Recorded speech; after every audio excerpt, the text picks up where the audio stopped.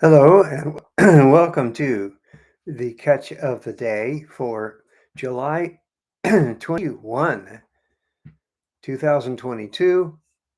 And I'm going to be reading today's catch, which has a title like a headline: Prophet Weds and Loves Practicing Prostitute.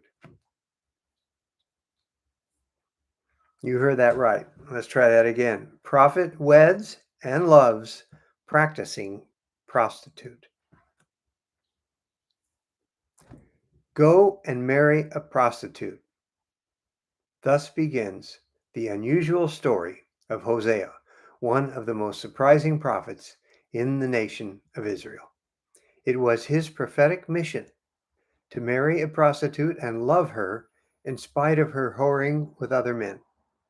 In doing so, he became a living illustration of God's love for his people, in spite of their sin of giving themselves over to the worship of other gods. After marrying her and lavishing his love on her, Hosea stood by and watched as his wife left him and went back to other lovers. And then the Lord told Hosea, "Go and love your wife again.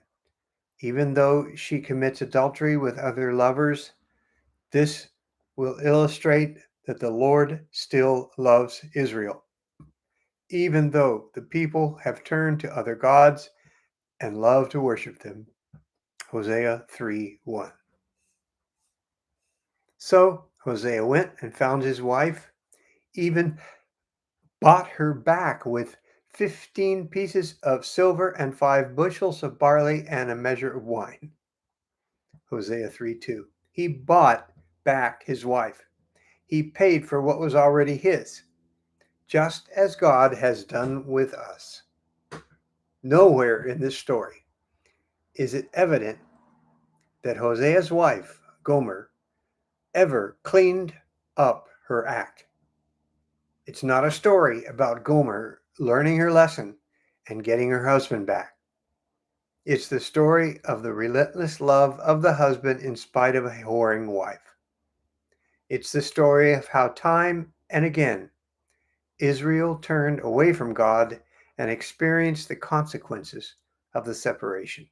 And yet, in spite of that, God remained faithful to her. He found her, he brought her back, he brought her home, he clothed her nakedness and covered her shame. And he does it time and time again.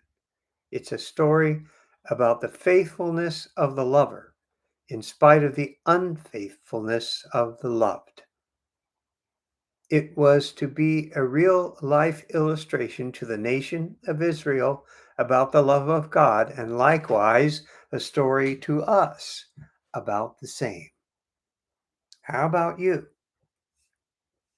Are you a practicing sinner, or do you have sin completely under control in your life? Do you plan to never sin again? Do you want your relationship with God to be on the basis of your good behavior or on the basis of his persistent, forgiving, unconditional love? How do you want it? Then that's what you must give out as well. That is what grace turned outward is all about.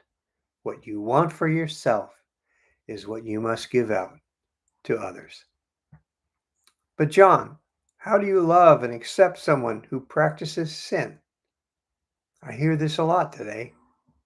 I wonder if Hosea might have something to say about that. This is John Fisher for the catch of the day, Grace Turned Outward.